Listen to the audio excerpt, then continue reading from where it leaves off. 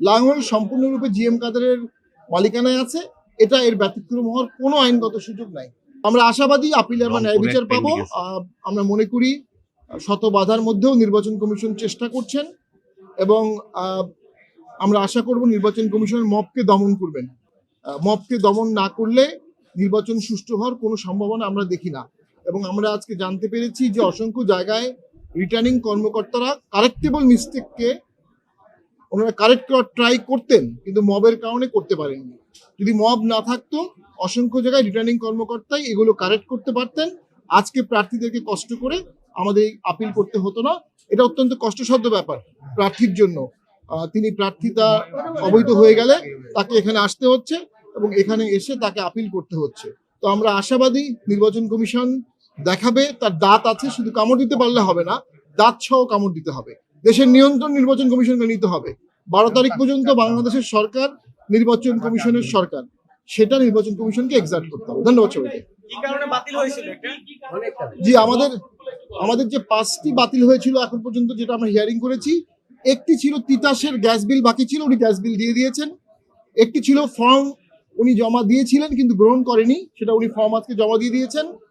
একটি ছিল হলফনামায় ভুলে লিখেছে যুক্তরাজ্যের নাগরিক, সেটা পেন্ডিং আছে। আরেকটি হচ্ছে দ্বৈত নাগরিকত্ব অনেক আগে ছিল, উনি স্বীকার করেছেন কিন্তু নাগরিকত্ব পরিত্যাগের কাগজ দেননি, ওটা উনি পরে দিয়ে দিয়েছেন। এই তুচ্ছ গ্রাউন্ডগুলোতেই হয়েছে। আমরা মনে করি এগুলো সব ঠিক হয়ে যাবে। আরেকটি হচ্ছে শরীয়তপুরটা কি ছিল, শরীয়তপুরটা কি নিয়েছিল প্রথম যেটা, হ্যাঁ শরীয়তপুর। আরেকটা ছিল হচ্ছে ওনার সিগনেচার নাম। তো এই 4টি মূলত আমাদের সাবস্টেন্টিভ ডিসকোয়ালিফিকেশন কারো আমরা এখন পর্যন্ত পাইনি। আপনার দলের পক্ষে কতজন বললেন? আমাদের দলের পক্ষে এখন পর্যন্ত 25-এর উপরে আপিল করেছে এবং আমরা আশাবাদী প্রায় সবগুলোই আমরা আপিলে বৈধতা পাবো, এ বিষয়ে আমরা আশাবাদী।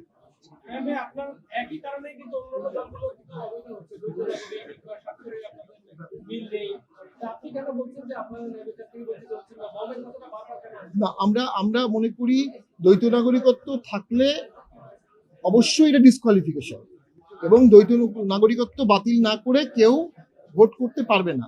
আমাদের যে প্রার্থী তিনি দ্বৈত নাগরিক না, তার এফিডেভিটে ভুলবশত নাগরিকত্বের জায়গায় যুক্তরাজ্য লিখেছেন, শুধু এই একটি অক্ষর। তো সেটি এখন শুনানি হচ্ছে এবং এটা এখন ট্রাইব্যুনালের জুরিসডিকশনে আছে, পেন্ডিং লাইট।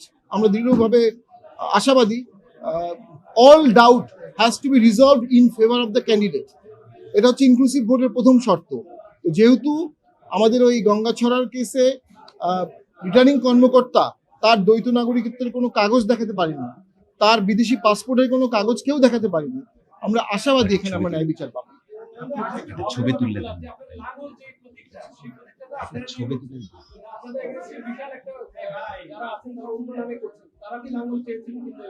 দেখুন, আমি যেহেতু আমরা আমাদের যারা মনোনয়ন জমা দিয়েছি ইনক্লুডিং আমরা সবাই জাতীয় পার্টির লাঙ্গলের মনোনয়নপত্র সহ মনোনয়ন জমা দিয়েছি এবং আমাদের মনোনয়নপত্রের সাথেই লাঙ্গল মার্কার প্রতীক সহ দেওয়া আছে। সেভাবে এটা গ্রহণ হয়েছে, সেভাবে এটা বৈধ হয়েছে। লাঙ্গল সম্পূর্ণরূপে জিএম কাদেরের মালিকানায় আছে, এটা এর ব্যতিক্রম হওয়ার কোনো আইনগত সুযোগ নাই। তো মনোনয়ন জমা হয়েছিল, 25 থেকে 30 জনের বাতিল হয়েছে। এখন আপিলে কতটা ফেরত আসে আমরা দেখতে পাচ্ছি।